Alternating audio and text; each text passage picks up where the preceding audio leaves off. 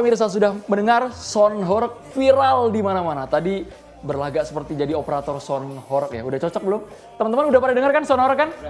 Viral di mana-mana. Tapi fenomena ini sepertinya di satu sisi ada yang mau memberikan penghargaan, tapi di sisi lain sudah mendapatkan fatwa haram dari MUI Jawa Timur. Lebih lengkapnya kita lihat seberapa heboh sebenarnya Son Horeg yang sangat menggelegar, yang katanya memekakkan telinga dan juga bisa menggetarkan kaca yang ada di ruangan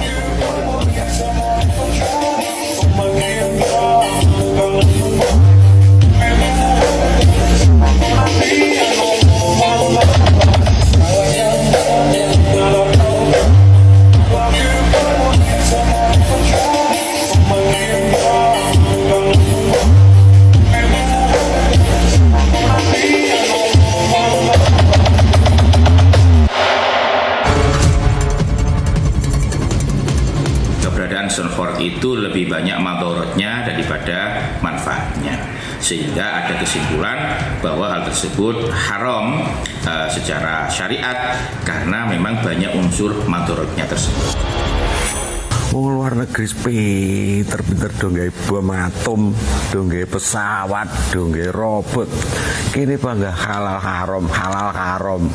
Terus kapan maju di Indonesia ya, Pak?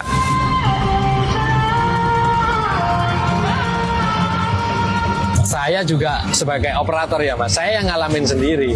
Kalau sampai saya mecahin kaca, ngerontokin genteng, apalagi sampai temboknya retak, saya makin disawer Mas, beneran.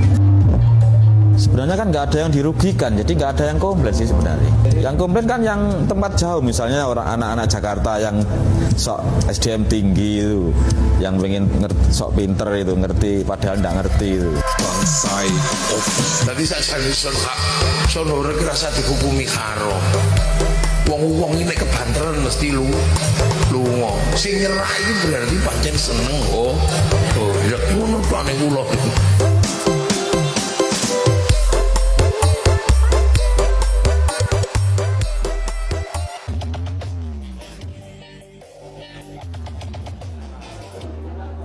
Ini mahasiswa goyangan Son Horeg ini gimana coba? Jangan malu-malu. Jangan malu-malu. Sambil kita dengarkan Son Horeg sebelum Son Horeg tidak boleh diputar lagi di seluruh wilayah Indonesia. Apakah memang ini sebagai bentuk kearifan lokal, seni, hiburan, atau betul-betul fatwa haram ini akan berdampak pada adanya Son Horeg? Malam hari ini kami mengangkat judul Dikecam Son Horeg di Fatwa Haram. Selamat malam pemirsa, Anda menyaksikan Catatan Demokrasi spesial membahas Son Horeg malam hari ini. Boleh teman-teman mahasiswa sambil duduk semua. Tahu semua kan Son Horeg kan? Masa nggak tahu, kelewatan kalau nggak tahu ya. Saya akan perkenalkan satu persatu narasumbernya. Ini kalau di tengah narasumber kami kelas kakap ini. Dari aksesoris pakaiannya udah paling beda sendiri nih. Paling nyentrik. Selamat malam Ustadz Dery Sulaiman. Assalamualaikum Ustadz. Boleh sambil dengar audionya Ustadz. Ini Ustadz Dery Sulaiman punya suara merdu nih. Boleh Ustadz satu bait Ustadz boleh? Suara nyanyi apapun boleh Ustadz. Nyanyi Son Horeg juga boleh. Lagu apa? Bebas Ustadz. Ya lagu orang kaya mati, orang miskin mati. Son Horeg. Nggak tahu ya kita ya. Mudah-mudahan semua dapat manfaat dari acara kita malam hari ini. Luar biasa Ustadz Dery Sulaiman. Kami hadirin tepuk tangannya buat Ustadz Dery Sulaiman. Di samping Ustadz Dery Sulaiman, luar biasa nih. Tariannya Mbah Tejo boleh diperagakan. Ini dia budayawan kita, Sujiwo Tejo.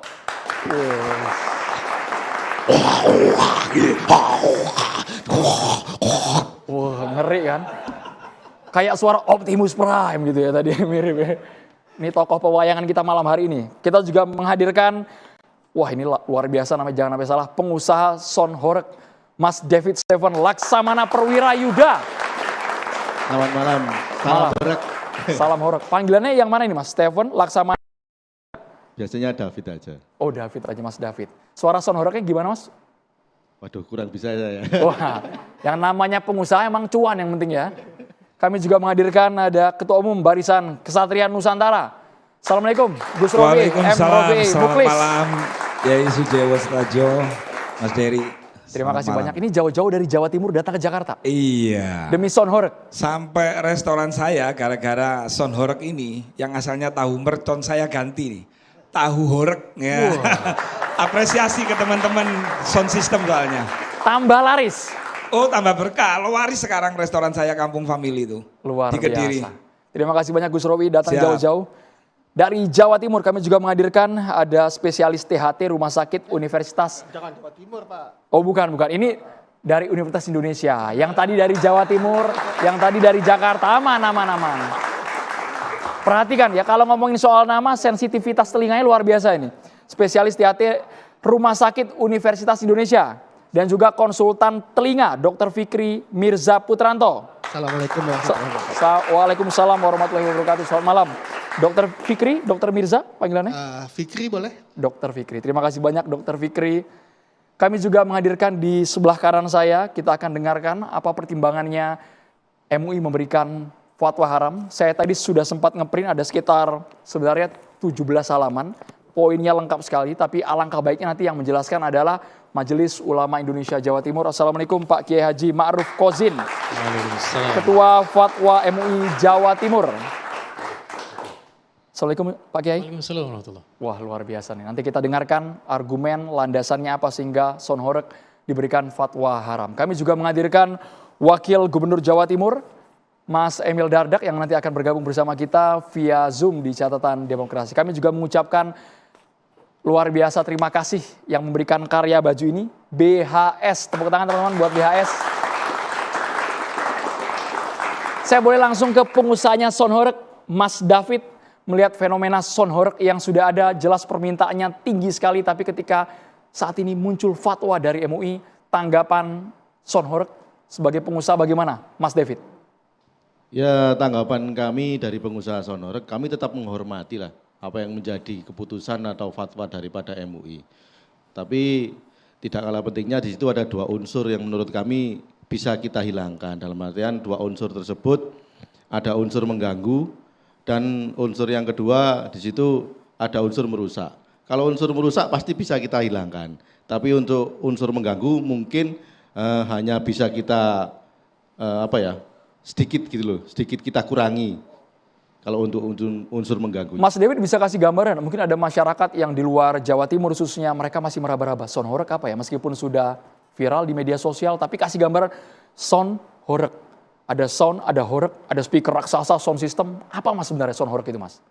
Son Horeg, kata-kata horeg ini sebenarnya, ini yang menamakan juga bukan kami, yang menamakan juga masyarakat itu sendiri.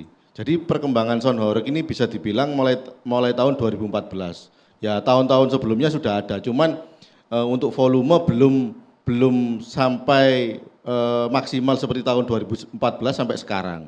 Jadi berkembangnya Son Horeg ini memang ya signifikan sekali dalam era yang sekarang digitalisasi, era sekarang yang mungkin bagi orang dari bagi masyarakat itu memang sekarang lagi diminati gitu loh. Tapi boomingnya sepertinya tahun 2025 mas ya?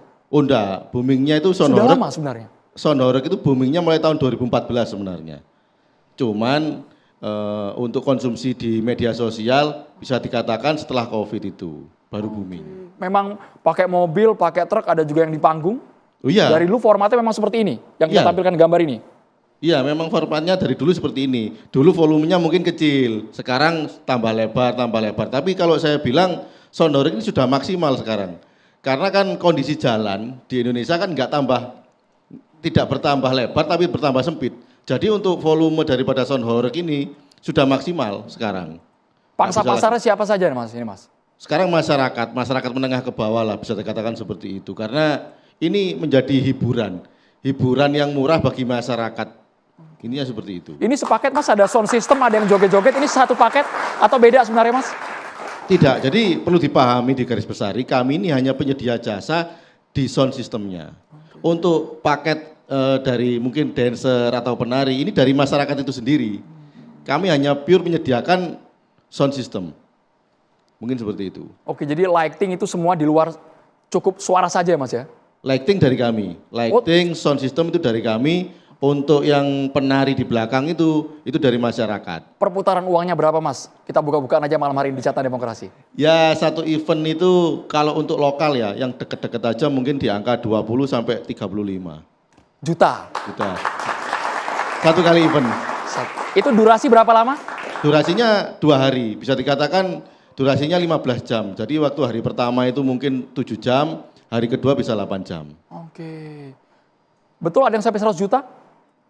Oh, enggak ada yang sampai 100 juta. Maksimal itu di angka, mungkin kalau pakai fuso itu mungkin di angka sekitar 70. Yang bayar satu orang atau mungkin satu RT ini? Satu RT, karena urunan. Ini jadi budaya urunan, budaya masyarakat. Iya, patungan. Jadi masyarakat ini dalam mendatangkan kami, ini sudah melalui musyawarah atau mufakat. Mulai dari tingkat RT, RW, kemudian desa, seperti itu. Tapi selama ini, selama menjalankan usaha ini, pernah tidak ada orang yang komplain merasa dirugikan, Mas? Ya, yang komplain itu menurut saya yang tidak tahu realita yang terjadi di lapangan, seperti itu. Karena kan sound horeg ini adanya di desa. Kalau di kota kan nggak mungkin kita menyediakan sound horeg di kota, karena jalannya terlalu sempit. Oke. Yang komplain, yang tidak tahu hiburan? Yang tidak tahu realita terjadi di lapangan. Jadi sound horeg ini memang sekarang kan selalu negatif di mata masyarakat, karena masyarakat itu menilai dari sosial media saja. Betul. Tidak tahu padahal kalau ada kegiatan di masyarakat sound horeg ya khususnya, itu dari ada HTM-nya, parkir, itu digunakan untuk sosial. Untuk santunan anak yatim, pembangunan masjid, beli ambulan, seperti itu. Jadi tidak pure orientasi keuntungan buat mas mata gitu Mas ya? Oh tidak.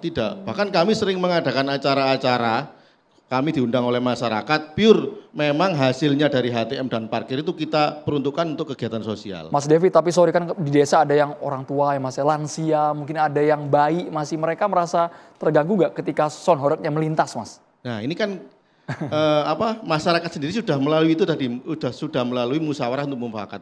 Misalkan ada bayi, ada orang tua ya kita sisihkan dulu. Mungkin seperti itu. Jadi kalau menurut saya yang merasa terganggu ini siapa? Karena kita didatangkan sendiri oleh masyarakat, yang mendatangkan kita masyarakat. Kita bukan EO, kita hanya penyedia jasa. EO-nya masyarakat itu sendiri. Mungkin seperti itu. Coba sampai kita tampilkan gambar, kemarin sempat juga viral gambar ada kaca rumah tuh pecah, genteng roboh. Bener gak itu Mas? Memang betul menggetarkannya luar biasa tuh Mas ya? Ya memang benar, cuman dalam konteks ini kan memang kadang merusak dan lain sebagainya. Ini Mas ya? Ya. Mungkin kalau seperti ini kalau menurut saya itu memang kurangnya koordinasi. Kurangnya koordinasi daripada penyelenggara kepada kita, kepada kami.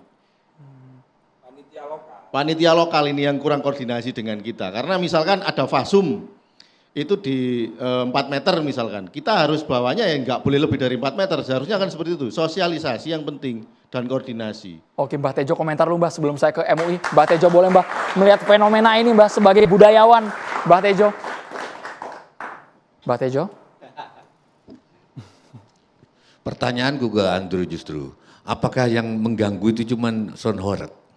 Enggak Mbah, banyak Mbah. Panggilan ritual di rumah-rumah ibadah, mengganggu enggak? Azan maksudnya Mbah? Aku nggak ngomong panggilan ritual di rumah-rumah ibadah. Beberapa kiai berpendapat panggilan oke, tapi begitu acara sudah mulai di tempat ibadah itu pakai sound ruang. Karena ada beberapa orang yang nggak pengen denger juga. Jadi apa bedanya sama sound horeg? Kalau soal mengganggu loh, polusi audio, polusi visual, pas pemilu gambar-gambar orang nggak enak dilihat, gitu loh. Kalau artis memang ini bukan soal ganteng soal apa, tapi ada orang yang ganteng yang nggak enak dilihat, ada orang cantik nggak enak dilihat. Orang-orang yang mau jadi anggota DPR memang bukan untuk dilihat, polusi yang untuk bekerja menyuarakan suara rakyat. Makanya di Jepang itu kan dilokalisir, hanya di tempat tertentu dia boleh kampanye. Oke, kita adil-adilan. Kalau mau MUI ini polusi, bagaimana dengan panggilan ritual? Panggilan ritual saya setuju, tapi begitu ritual berlangsung, ceramah, di lokal, di tempat ibadah aja. Karena ada orang yang lagi pengen belajar, pengen gitu loh. Kadang-kadang saya pengen baca ayat ini, ayat itu, tiba-tiba suara itu ayat, aku lagi nggak pengen dengar, aku pengen dengar ayat yang aku baca. Kadang-kadang ada orang yang lagi terima tamu. Jadi suaraku begitu, kita mesti fair. Memang sudah ada genteng itu. Saya sendiri waktu pentas di Jawa Timur di Candi Jabung, saya kaget begitu main musik, kok suaranya kenceng banget. Ternyata disewain sound horeg. Sound sistemnya itu, untung itu di Candi Jabung di Probolinggo, agak luas. Kalau enggak kan dikira mengganggu, karena enggak semua orang pengen dengar suaraku kan. Gitu, enggak maksudku, tanggapanku mari kita fair. Bahkan, nah Gus Kausar sendiri tadi ngomong, saya lihat di Gus Kausar, yang sekarang lagi Viral. bahkan acara sholawatan saja yang bagus, kalau sampai mengganggu soundnya, bisa nggak bagus menurut, gitu loh. Jadi mari kita fair, itu aja pancingan. Jadi kalau pertama. sound horeg efeknya coba sambil kita putar, sound horeg kan ada kayak bukan hanya suara ya, bukan hanya audio tapi dicampur semacam ada efek getaran ya. Nah ini mas, brrrr gitu mas ya. Yang bergetar itu kan subwoofer. Jadi kalau subwoofer itu jumlahnya banyak ya pasti bergetar. Seperti itu. Horeg ini kan istilah Jawa. Istilah bahasa Indonesianya kan bergetar, kan seperti itu. Jadi makanya konsumsi publik sekarang kan sound horeg. Itu karena jumlah subwoofernya itu banyak. Pernah mengukur jumlah desibelnya berapa mas David? Pernah, saya pernah mengukur dari jarak 10 meter itu 135 desibel. Oke. Berarti masih di bawah 20.000, di bawah ambang batas itu kan 20 sampai 20.000 kalau nggak salah. Berapa desibel? Gimana dok? Desibel itu frekuensi Pak. itu frekuensi, oke. Jadi masih di bawah. Ya boten Pak. Oh, boten udah di atas. Jauh Pak. Oh. Itu setara pesawat terbang loh Pak. Makanya pesawat Concorde kan pernah dilarang kan karena di. Tapi bagaimana kalau orang lebih nggak tahan lihat komentar-komentar anggota DPR sama para menteri gitu loh. Itu mengganggu telinga juga gitu loh. Kalau di kami, Mbah, yang mendengar itu bukan telinga Mbah. Tapi hati, tapi otak. Kami terganggu Pak. Kenapa MUI nggak berkomentar? Pejabat dilarang ngomong ini karena itu lebih mengganggu dari sound horeg gitu loh. Tapi nggak secara positifnya gini. Sekarang horeg sudah masuk bahasa Indonesia itu bahasa Melayu plus bahasa daerah plus bahasa asing. Tiap 3 tahun kalau nggak salah diupdate. Riwe Sunda udah masuk bahasa Indonesia. Riwe ya Mbak ya? Riwe sudah. Nah rese sudah masuk. Nah, saya berharap horeg ini nanti sudah masuk bahasa Indonesia, gitu loh. Jadi bagaimana kondisi politik Pak Prabowo sama Pak Jokowi? Wah, gonjang ganjing, itu sudah masalah. Apa? Horeg. Iya, itu kan asik kan? Horeg. Jadi jelas ya standing point Mbak Tejo malam hari ini dukung sound horeg sebagai bentuk kearifan lokal ya Mbak ya. Karena bukan, mari kita adil. Adil gitu loh. Karena pemilu juga saya terganggu visual ngelihat. Nggak enak dilihat gitu loh. Pilih saya. Terus, nggak enak karena kelakuannya nggak gitu. Polusi mata, aku kalau nyetir mau merem takut nabrak, tapi melek ngelihat spanduk nggak enak gitu loh. Apa bedanya sama sound horeg? Ayo dong yang fair kita.